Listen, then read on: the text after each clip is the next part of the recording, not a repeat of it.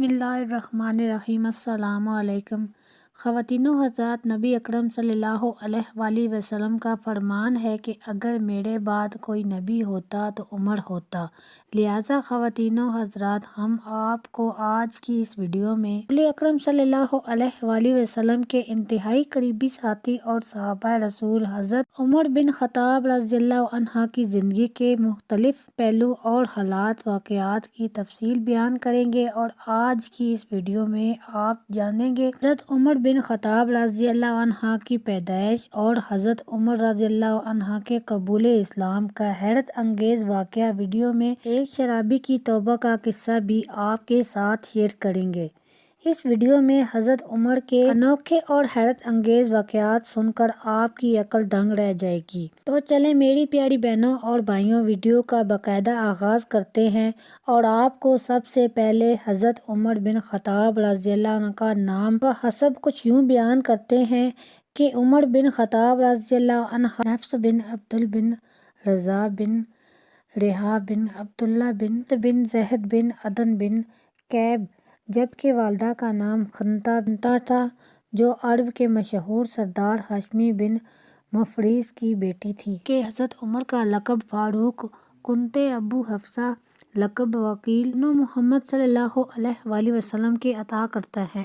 آپ کا نسب 8ویں پشت میں رسول اکرم صلی اللہ علیہ وآلہ وسلم سے جا ملتا ہے۔ حضرت عمر کا خاندان ایام جاہلیت سے نہایت ہی ممتاز تھا۔ آپ کے جدہ علی عدن عربی کے بامی منزا عادل میں ثالث مقرر ہوا کرتے تھے، اور قریش کو کسی قبیلے کے ساتھ کوئی ملکی معاملات پیش آ جاتے تو سفیر بن کر جایا کرتے تھے، اور یہ دونوں منصب ایدی کے خاندان میں نسل در نسل چلتے آ رہے تھے۔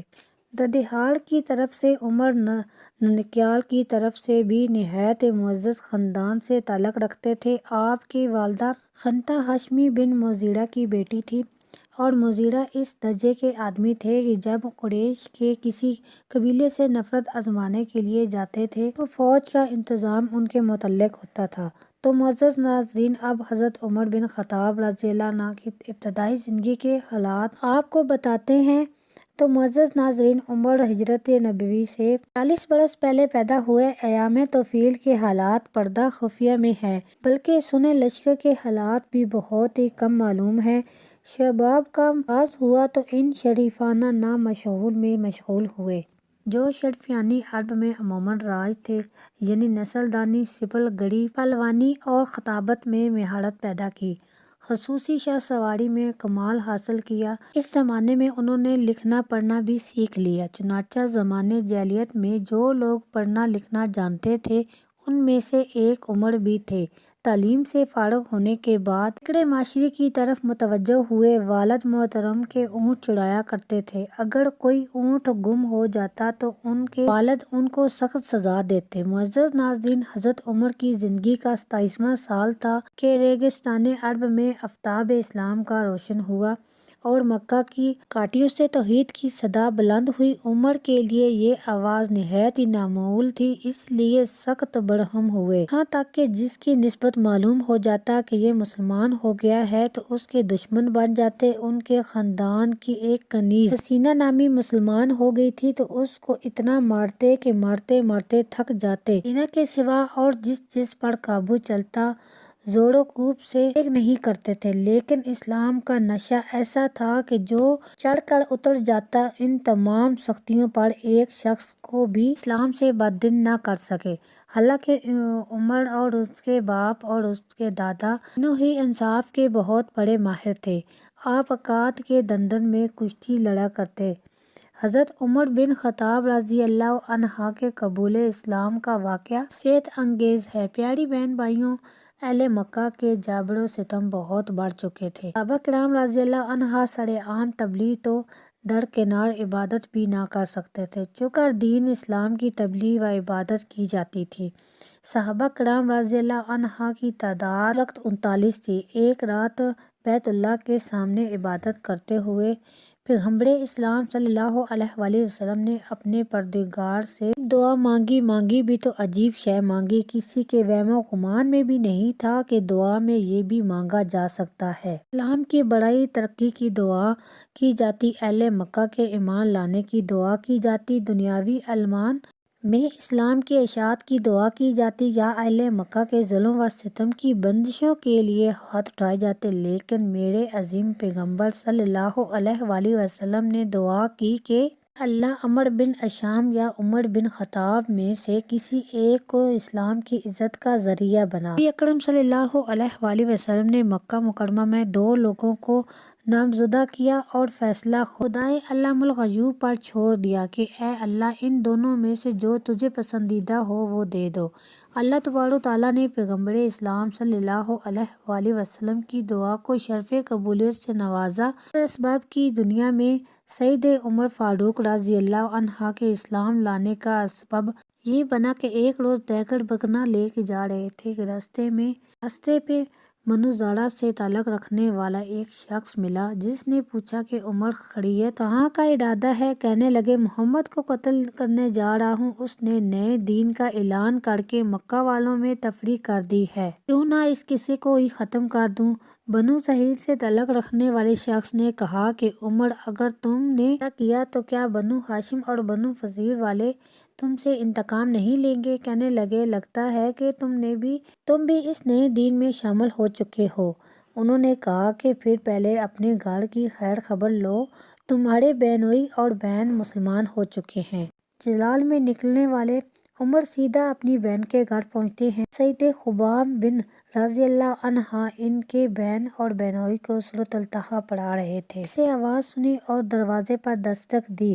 اندر سے پوچھا گیا کون؟ عمر نے نام سنتے ہی سید خباب بن چھپ گئے۔ عمر نے آتے ہی پوچھا تم لوگ کیا کر رہے تھے؟ انہوں نے بات کو ٹالتے ہوئے کہا کہ ہم آپس میں باتیں کر رہے تھے۔ کہنے لگے میں نے سنا ہے تم نئے دین میں شامل ہو گئے ہو۔ بہنوئی نے کہا کہ ہاں عمر، وہ دین تیرے دین سے بہتر ہے، تو جس دین پر ہے یہ گمراہ راستہ ہے۔ بس سننا تھا کہ بہنوئی کو دے مارا۔ زمین پر بہن چھڑوانے آئی تو اتنے زور سے اس کے چہرے پر تھپڑ رسیو کیا کہ اس کے چہرے سے خون نکل آیا۔ بہن کے چہرے پر خون دیکھ کر غصہ ٹھنڈا ہوا اور بہنوئی کو چھوڑ کر الگ ہو کر بیٹھ گئے اور کہنے لگے کہ اچھا آؤ دکھاؤ تم لوگ کیا پڑھ رہے تھے۔ بہن نے کہا کہ تم ابھی اس کلام کے آداب سے ناواقف ہو، اس کلام مقدس کے آداب ہیں، پہلے تم وضو کرو پھر دکھاؤں گی۔ انہوں نے وضو کیا اور سورۃ الطحا پڑھنا شروع کی۔ یہ پڑھتے جا رہے تھے اور کلام الہی کی تاثیر قلب کو متاثر کیے جا رہی تھی۔ سید خباب بن رضی اللہ عنہ یہ منظر دیکھ کر باہر نکل آئے اور کہنے لگے عمر کا رات کو نبی اکرم صلی اللہ علیہ وآلہ وسلم نے بارگاہ خداوندی میں دعا کی تھی کہ اے اللہ عمرو بن ہاشمی یا عمر بن خطاب میں سے کسی ایک کو اسلام کی عزت کا ذریعہ بنا، یا ان میں سے کسی ایک کے ذریعے اسلام کی تائید فرما۔ اے عمر، میرے دل نے گواہی دی کہ یہ دعا پیغمبر صلی اللہ علیہ وآلہ وسلم نے عمر بن خطاب کے حق میں پوری ہوگی۔ سید خباب بن رضی اللہ عنہ نے سید عمر رضی اللہ عنہ کہنے لگے اچھا تو مجھے بتاؤ محمد صلی اللہ علیہ وآلہ وسلم کہاں ہے؟ میں ان سے ملنا چاہتا ہوں۔ انہوں نے بتایا کہ صفا پہاڑی پر واقع رکبی رضی اللہ عنہ کے مقام میں قیام پذیر ہیں۔ سیدہ عمر رضی اللہ عنہ چل پڑے۔ درے پر مقیم صحابہ کرام رضی اللہ عنہ نے جب دیکھا کہ عمر آ رہا ہے اور ہاتھ میں ننگی تلوار ہے تو گھبرائے ہوئے ان حضرت صلی اللہ علیہ وسلم کو بتایا۔ وہی سید اللہ رسول اللہ صلی اللہ علیہ وآلہ وسلم اور سید حمزہ بن عبد المطلب رضی اللہ عنہ بھی تھے۔ وہ فرمانے لگے تو اگر ارادہ نیک ہوا تو صحیح، اگر ارادہ صحیح نہیں ہوا تو اس کی تلوار سے اس کا کام تمام کر دوں گا۔ جب سید عمر رضی اللہ عنہ وہاں پہنچے تو پیغمبر اسلام صلی اللہ علیہ وآلہ وسلم پر نزول وحی جاری تھی۔ چند لمحوں کے بعد آپ صلی اللہ علیہ وآلہ وسلم نے عمر رضی اللہ عنہ سے فرمایا اے عمر، تم کس چیز کا انتظار کر رہے ہو؟ کیا ابھی وقت نہیں آیا؟ فوری طور پر کلمہ شہادت پڑھتے ہوئے دائرۂ اسلام میں داخل ہو گئے۔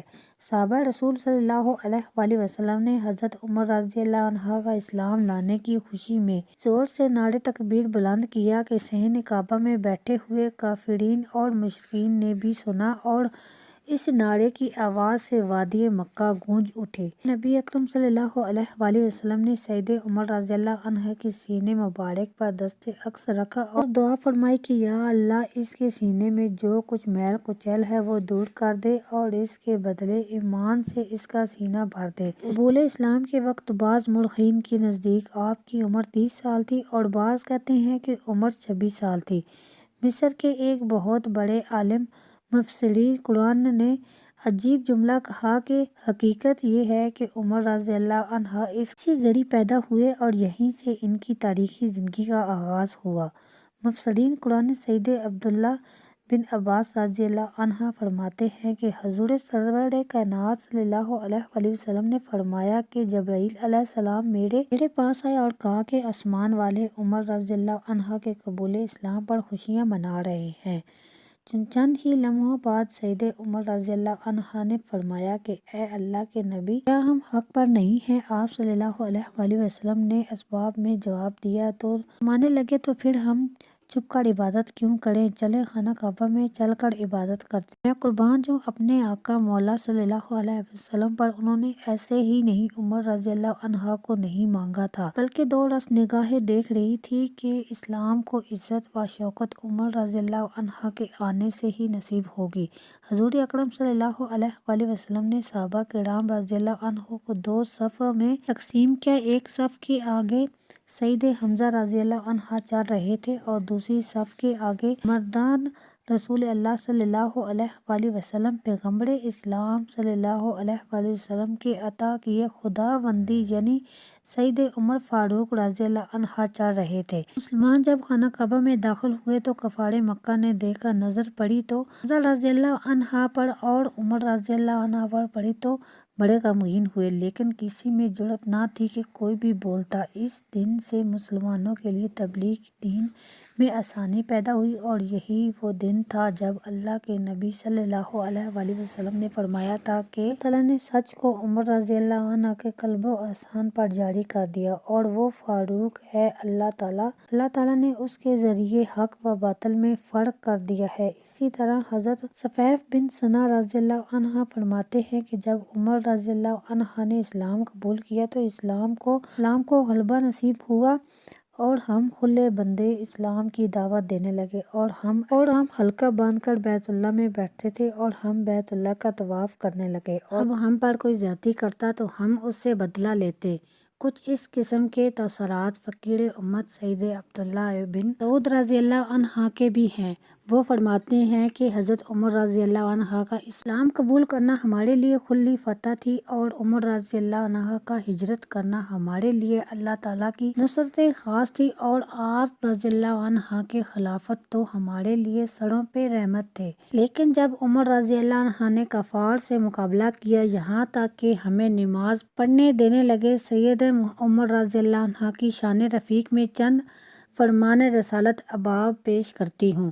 نبی اکرم صلی اللہ علیہ وآلہ وسلم فرماتے ہیں کہ اے ابن خطاب، اس ذات پاک کی قسم جس کے دست قدر میں میری جان ہے، جس راستے پہ آپ کو چلتا ہوا شیطان پا لیتا ہے اس راستے سے ہٹ جاتا ہے، وہ راستہ چھوڑ کر دوسرا راستہ اختیار کر لیتا ہے۔ صحیح بخاری پہ روایت ہے کہ حضور اکرم صلی اللہ علیہ وآلہ وسلم فرماتے ہیں، میں نے حالت خواب میں دودھ پیا یہاں تک کہ میں اس سے سیڑھ ہو گیا اور اس کی سیڑپی کے آثار میرے ناخنوں میں نمایاں ہونے لگے، پھر میں نے وہ دودھ حضرت عمر رضی اللہ عنہ کو دے دیا۔ صحابہ رسول صلی اللہ علیہ وآلہ وسلم نے پوچھا، یا رسول اللہ صلی اللہ علیہ وآلہ وسلم، اس خواب کی تعبیر کیا ہے؟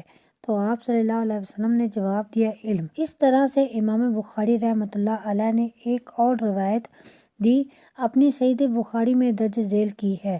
سید ابو سعید خدوانی رضی اللہ عنہ فرماتے ہیں کہ میں نے رسول اللہ صلی اللہ علیہ وآلہ وسلم کو یہ فرماتے ہوئے سنا کہ ان میں تھا، میں نے لوگوں کو دیکھا کہ وہ میرے سامنے پیش کیے جا رہے ہیں اور انہوں نے قمیضیں پہنی ہوئی تھی، کسی کی قمیضیں سینے تک تھی اور کسی کی اس سے نیچے تک تھی، اور پھر حضرت عمر رضی اللہ عنہ کو پیش کیا گیا۔ انہوں نے ایسی لمبی اور کھلی قمیض پہنی ہوئی تھی کہ وہ زمین پر گھسیٹی جا رہی تھی۔ صحابہ رسول صلی اللہ علیہ وآلہ وسلم نے پوچھا، اس خواب کی تعبیر کیا ہے؟ نبی اکرم صلی اللہ علیہ وآلہ وسلم نے جواب دیا، دین۔ اسی طرح بڑی ہی مشہور معروف حدیث نبی ہے کہ نبی اکرم صلی اللہ علیہ وآلہ وسلم نے فرمایا، اگر میرے بعد کوئی نبی ہوتا تو عمر ہوتا، اگر سلسلہ نبوت جاری رہتا تو سید حضرت عمر رضی اللہ عنہ بھی منصب نبوت سے سرفراز کیے جاتے۔ ایک حدیث مبارک میں ہے کہ رسول مکرم معظم صلی اللہ علیہ وآلہ وسلم نے فرمایا کہ تم سے پہلے جو اممیں گزری ہیں ان میں سے مقدم ہوا کرتے تھے، اور میری امت میں اگر کوئی مقدم ہوتا تو وہ عمر رضی اللہ عنہ ہی ہوتا۔ ایک بار سید عمر رضی اللہ عنہ شفیع اعظم نبی اکرم صلی اللہ علیہ وآلہ وسلم کی بارگاہ میں حاضر ہوئے اور عمرے کی اجازت طلب کی تو نبی اکرم صلی اللہ علیہ وآلہ وسلم نے فرمایا، اے میرے پیارے بھائی، اپنی نیک دعاؤں میں ہمیں بھی شریک کرنا نہ بھول جانا۔ ایک دفعہ حضور انور صلی اللہ علیہ وآلہ وسلم احد کے پہاڑ پر تشریف لے گئے۔ حمزہ، ابو بکر صدیق رضی اللہ عنہ، حضرت عمر رضی اللہ عنہ اور حضرت عثمان رضی اللہ عنہ بھی تھے۔ احد کا پہاڑ لرزنے لگا تو حضور انور صلی اللہ علیہ وآلہ وسلم نے اپنا قدم مبارک احد پر مارتے ہوئے فرمایا، اے احد ٹھہر جاؤ، اس وقت نبی صادق اور شہید کے علاوہ اور کوئی نہیں۔ اس کے بعد سید عمر رضی اللہ عنہ نے دعا فرمایا کرتے تھے کہ اے اللہ، مجھے اپنی راہ میں شہادت کی موت دینا، اور موت آئے تو تیرے حبیب صلی اللہ علیہ وآلہ وسلم کے شہر میں آئے۔ اس طرح حضرت عمر رضی اللہ عنہ کے خادم اسلم بیان کرتے ہیں کہ میں ایک رات عمر رضی اللہ عنہ کے ساتھ چلتے چلتے مدینہ منورہ سے خاصے دور نکل گئے۔ ہمارا مقصد باہر اور دور کی آبادیوں کی دیکھ بھال اور ان کی خبر گیری کرنا تھا۔ اچانک ہماری نظر ایک جلتی ہوئی آگ پر پڑی۔ حضرت عمر رضی اللہ عنہ نے فرمایا، لگتا ہے کہ کچھ قافلہ ہے اور رات اور ٹھنڈ کی وجہ سے آگے نہیں بڑھ سکے ہیں، چلو وہاں چلتے ہیں، دیکھتے ہیں شاید انہیں ہماری کوئی ضرورت ہو تو۔ تیز تیز چل کے آگے پہنچے تو کیا دیکھتے ہیں کہ ایک عورت ہے، اس کے ساتھ چند بچے ہیں، آگ پر ایک دیچکی رکھی ہوئی ہے اور بچے چیخ چیخ کر رو رہے ہیں۔ عمر رضی اللہ عنہ نے سلام کیا اور کہا کہ کہو کیا حال ہے؟ عورت نے جواب دیا، ٹھنڈ اور رات کی وجہ سے ہم یہیں ٹھہر گئے ہیں۔ فرمایا، یہ بچے کیوں رو رہے ہیں؟ جواب دیا، شدید بھوک سے۔ پوچھا، کیوں؟ اس دیچکی میں کیا ہے؟ جواب ملا، پانی ہے، پلانے اور چپ کروانے کے لیے رکھ دیا ہے تاکہ یہ سو جائیں۔ خدا عمر کو سمجھ دے۔ اور وہ حضرت عمر رضی اللہ عنہ کو کوسنے لگی اور بددعائیں دینے لگی۔ عمر رضی اللہ عنہ نے کہا، خدا تیرا بھلا کرے، بھلا عمر کو کیا معلوم کہ تم کس حال میں ہو؟ عورت نے بڑی ہی رعبداری آواز اور غصے سے کہا کہ وہ ہمارے آقا ہیں اور ہمارے حال سے غافل اور لاپرواہ ہیں۔ کہنے لگے کہ امیر المومنین رضی اللہ عنہ نے مجھ سے مخاطب ہو کر فرمایا، چلو چلے۔ ہم انتہائی تیزی رفتار سے واپس ہوئے اور آٹے کے گودام میں سے آٹے کی ایک بوری نکالی اور گھی کا ایک پیپا لیا اور مجھ سے کہا کہ میرے اوپر پیٹھ پر لاد دو۔ میں نے کہا، امیر المومنین رضی اللہ عنہ، یہ کام میرا ہے، میں لے چلتا ہوں۔ فرمایا، خدا تمہارا بھلا کرے، کیا تم قیامت کے روز میرے بوجھ اٹھاؤ گے؟ یہ خلیفہ دوم رضی اللہ عنہ ہیں جن کے نام سے روح مفروض کی سلطنتیں لرز اٹھتی تھی۔ دیکھیں، وہ اپنی پیٹھ پر آٹے کی بوری اور گھی کا پیپا اٹھائے ہوئے آتے ہیں۔ اس پردیسی عورت اور بچے کے خیمے میں پہنچ جاتے ہیں، بوری رکھ کر تھوڑا سا آٹا نکالتے ہیں اور عورت سے کہا کہ میں ابھی کھانا تیار کیے دیتا ہوں، اور اسی دیچکی کے نیچے آگ کو پھونک پھونک کر جلانا شروع کر دیتے ہیں۔ اسلم کہتے ہیں کہ امیر المومنین کی داڑھی بڑی اور گھنی تھی، میں دیکھ رہا تھا کہ دھواں داڑھی کے اندر سے نکل کر فضا میں گم ہو جاتا۔ میں خود ہی تیار کیا اور دیچکی اتاری، عورت سے برتن مانگا، وہ ایک بڑا سا برتن لے آئی۔ آپ نے ہانڈی سے برتن میں نکال دیا، پھر فرمانے لگے، بچوں کو کھانا کھلاؤ، میں ٹھنڈا کرتا رہوں گا۔ کھانا ٹھنڈا کر کے دیتے رہے یہاں تک کہ بچے شکمسار ہو گئے۔ جو کھانا بچا وہ اس عورت کو دیا اور واپسی کے لیے کھڑے ہو گئے۔ اسلم کہتے ہیں کہ جب امیر المومنین رخصت ہونے لگے تو عورت کہنے لگی، اللہ تعالیٰ تم کو نیک بدلہ دے، خلافت کے لائق تو تم تھے، نہ کہ امیر المومنین۔ آپ نے فرمایا دعائے خیر کرو، صبح امیر المومنین کے پاس آنا، وہاں تم مجھ کو پاؤ گی اور انشاءاللہ تعالیٰ تمہارے گزارے کے لیے بہترین فیصلہ کیا جائے گا۔ وہاں سے امیر المومنین رضی اللہ عنہ تھوڑے فاصلے پر جا کر چھپ کر بیٹھ گئے کہ وہ خیمے کے اندر کا حال دیکھ رہے تھے اور انہیں کوئی نہیں دیکھ رہا تھا۔ میں نے دریافت کیا کہ کیا اور کچھ کام ہے؟ خاموش رہے۔ میں نے دیکھا کہ بچے کھیل کود میں اور ایک دوسرے کو چھیڑ چھاڑ کرنے لگے ہوئے ہیں اور تھوڑی دیر کے بعد وہ نیند میں ڈوب گئے۔ امیر المومنین رضی اللہ عنہ نے خدا کا شکر ادا کرتے ہوئے اٹھ کھڑے ہوئے۔ سے مخاطب ہو کر فرمایا، اسلم بھوک نے ان بچوں کو بے خوابی میں مبتلا کر دیا تھا اور اس کی وجہ سے بلک بلک کر رو رہے تھے۔ میں نے اسے منظر کو دیکھے بغیر جانا پسند نہ کیا۔ اسی طرح حضرت عمر رضی اللہ عنہ آج شب میں پھر حسب معمول خبرداری کے لیے نکلے ہوئے ہیں۔ مدینہ منورہ کے کشادہ میدان سے گزر رہے ہیں۔ ناگہاں بالوں کا بنا ہوا خیمہ ہے، اس کے اندر سے ایک عورت کے کڑانے کی آواز آ رہی ہے۔ خیمے کے دروازے پر ایک آدمی فکر و تفتیش میں مبتلا ہوا بیٹھا ہے۔ حضرت عمر رضی اللہ عنہ آگے بڑھ کر اس شخص کو سلام کرتے ہیں اور دریافت کرتے ہیں کہ آپ کون ہیں اور آپ کہاں سے آئے ہیں؟ جواب ملتا ہے، بولا بدوی ہیں، امیر المومنین سے تعاون اور امید کے لیے حاضر ہوئے ہیں۔ پوچھا خیمے کے اندر یہ آوازیں اور کڑاہٹ کس کی ہے؟ وہ بدوی نہیں جانتا تھا کہ امیر المومنین حضرت عمر رضی اللہ عنہ ہی کہا کہ میاں اپنا کام کرو، ایسی بات مت پوچھو کہ جس سے تمہارا واسطہ نہ ہو، جاؤ خدا تمہارا بھلا کرے۔ حضرت عمر رضی اللہ عنہ نے بڑی محبت اور نرمی سے اطلاع کر کے پوچھا، نہیں بتاؤ گے کیا بات ہے؟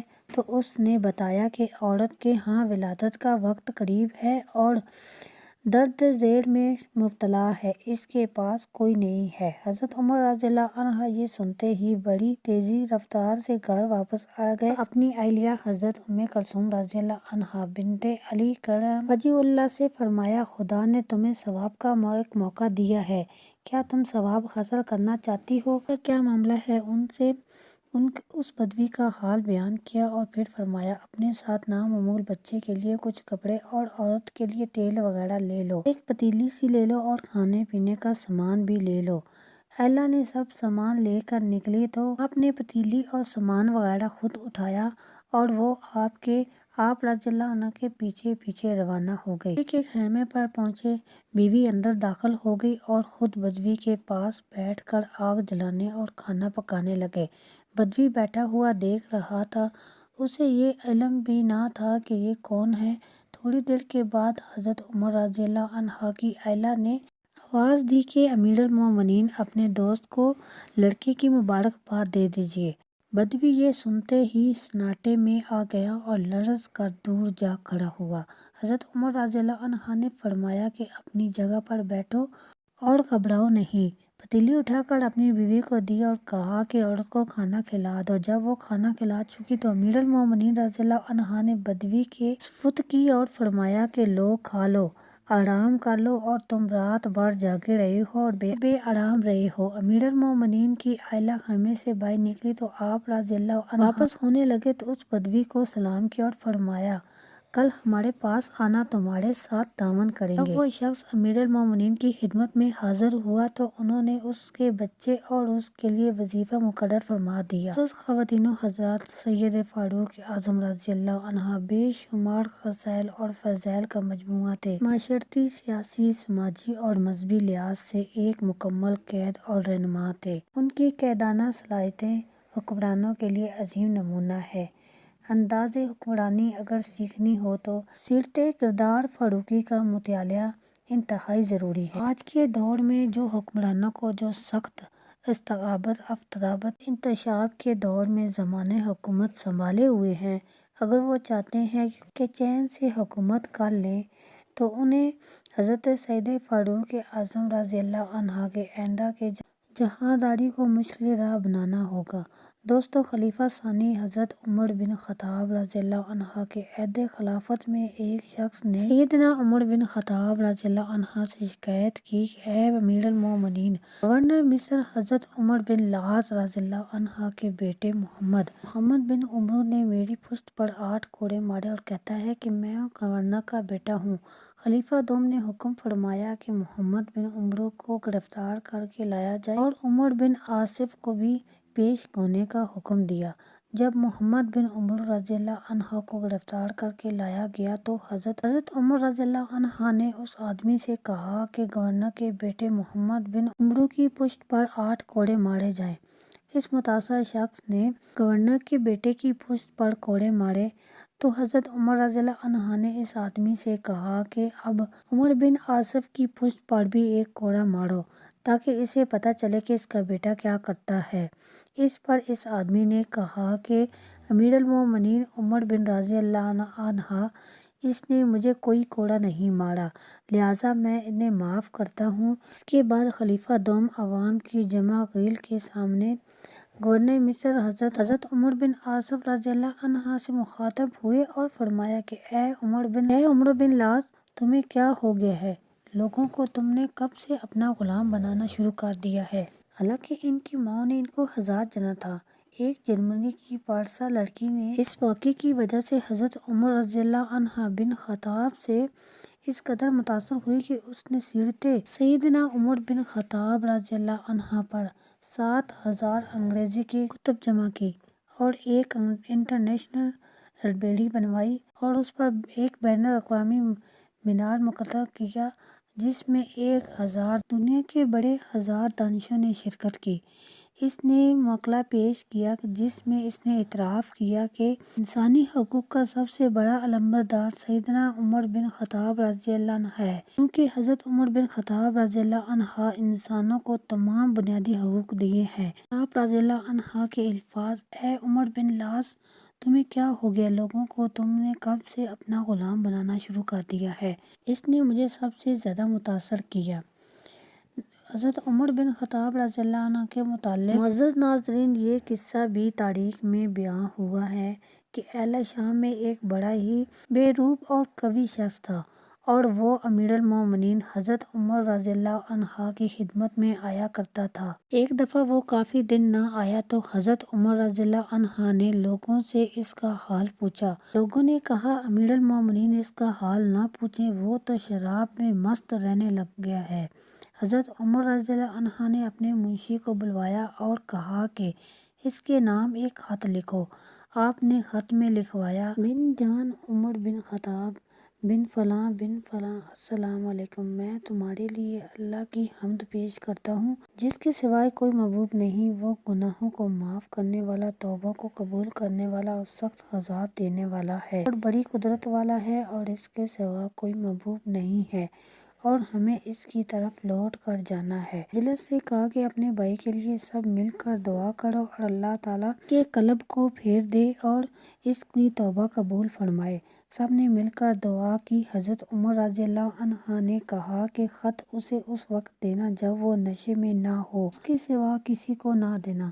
اور جب اس کو وہ خط ملا اور اس نے پڑھا اور غور کرتا رہا کہ مجھے اس میں سزا سے بھی ڈرایا گیا ہے اور مجھے معاف کرنے کا وعدہ بھی دیا گیا ہے، اور وہ خط پڑھ کر رونے لگا اور شراب نوشی سے توبہ کر لی اور ایسی توبہ کی کہ پھر کبھی بھی شراب کے پاس نہ گیا۔